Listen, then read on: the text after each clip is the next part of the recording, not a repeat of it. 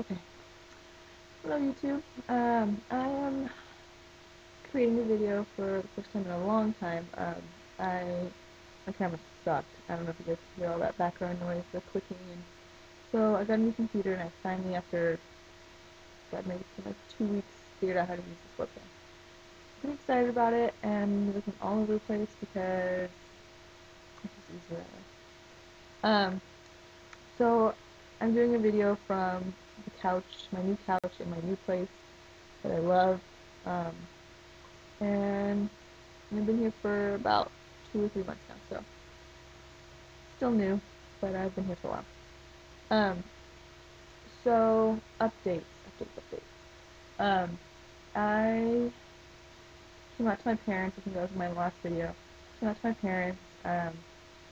All of my friends and everybody that knows me here, here where I'm at school, knows that I'm trans or genderqueer, or they call me Jay. It was really cool. And I still identify as genderqueer.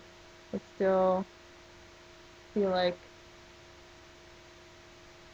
I'm not trapped in the wrong body. There's some things I'd like to change, but overall, I think transitioning to male is, for me, no better than being female, or being perceived as either one. So I'm kind of in that middle ground, and it's challenging at times, but for the most part, I'm comfortable with where I'm at. Although T does come to mind a lot. I keep looking down at the list, of course. Otherwise, I'll just blab on for 10 minutes. So, which I might do anyway. So T, I consider it, and on a weekly basis it changes. There are weeks where I'm feeling very okay, and I can't ever imagine starting T because I wouldn't want to go too far in my personal transition, to be not recognized as a female and to be too male. I don't know if that makes any sense to anybody, but it does to me, and that's, I guess, all that matters. And then there's other weeks where I feel very, very uncomfortable, and I wish my voice would drop. I wish I didn't have the hips when I go shopping for male clothing, like just things like that, little things that once they build up after, having a couple days, it's like, okay, stuff is building up. I really want testosterone, at least for maybe like, if I did start testosterone, it'd probably be for a couple months, or a really low dose for more than a few months. Just because the changes that I want them to be very, very subtle changes, but just for me and for how people perceive me. I think my voice gives me away. I've mentioned that before. And it's just, they're the little things. Like, you can't probably see it, but I can grow chin hairs, a little goatee. I shave my mustache, and after about 2 or 3 days, maybe I'll make another video, once it's grown out for like 3 or 4 days, because then you can really, it's pronounced, like you can see it. I have hair, hairy legs, and I don't know where my testosterone levels are naturally, but I can grow facial hair and leg hair, and that's okay. I mean, not that that's okay, but that happens naturally. So I don't know what that means for my natural testosterone levels, if they're higher than usual, or what's going on, but it's okay because I don't really care at this point. I feel today I feel comfortable. Um, and for the last few days I have. Last week wasn't too great of a week. Having a really hard week, but this week's better, and I'm happy with who I am and where I am. And what else? Oh, so I have a gender therapist, who's amazing, but who costs a little bit too much. Actually, a lot too much, for what I am able to spend on a weekly or even on a monthly basis. So right now I'm seeing her every maybe 3 to 4 weeks, which works, but it's hard to fit everything into a 50-minute session like once a month. But it's all I can afford. It's all I can afford. So another thing that has come up. I just saw her a few days ago, and another thing that came up was, and I think I started covering this in the last video, or in one of my last videos, but I got cut off by my cell phone ringing, and I forgot where I was at, and I just never came back to it. So another thing is that self-injury that I've been dealing with since I was 16, and I'm 22. Um, and so, and that, it comes up here and there, and I haven't done it in a long, long time, but it does come up over and over again. And it's something that's how I've always coped. Um, and so in the last session, we realized, she actually pointed out that uh, I hadn't done it all summer. And it was like this, oh my gosh, I haven't done it all summer. Like this moment. And it kind of scared me, to have been not doing it for that long. And I don't know, it's one of those things that I crave, I guess. And it's, anyway.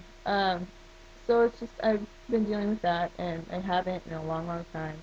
That's great. But it's still something that comes up. And so, um, as my body changes and as I get more okay with myself, I've realized that the need to, or even the want to, to injure myself is a lot lower.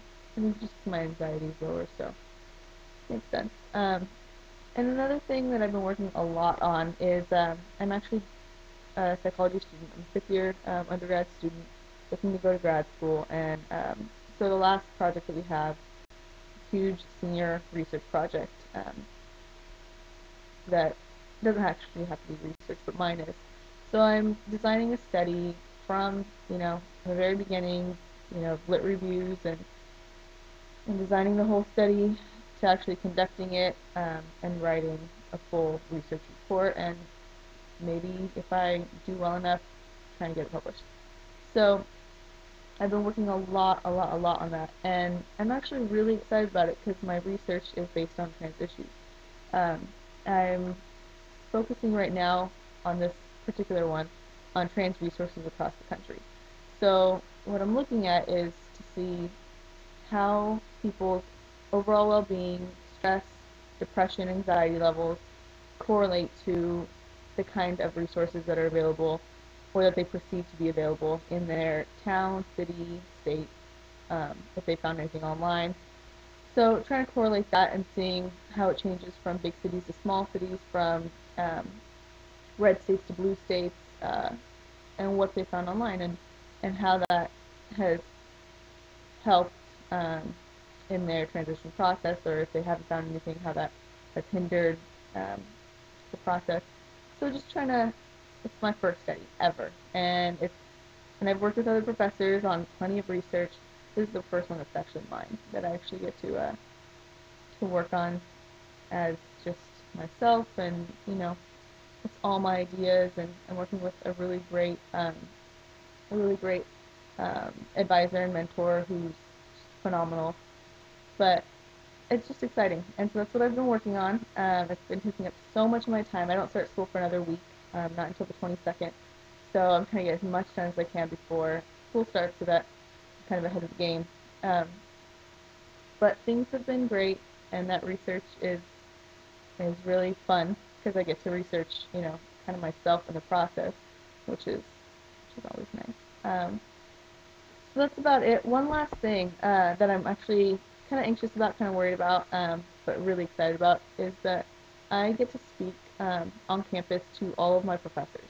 We have like LGBTQA whatever speakers bureau on campus, and with that we go to classrooms and we talk about issues, and we actually got invited to a faculty retreat for all the psychology and child development professors. So I'm speaking on a panel to all these people, and I've done this a million times before, but my story's changed over the summer. I'm out as trans. My gender identity has kind of switched over a little bit into more middle ground, and so I get to talk about that for the first time in a large public setting, and the first time gets to be to my professors and to everybody in the department, which is exciting, but it's also scary.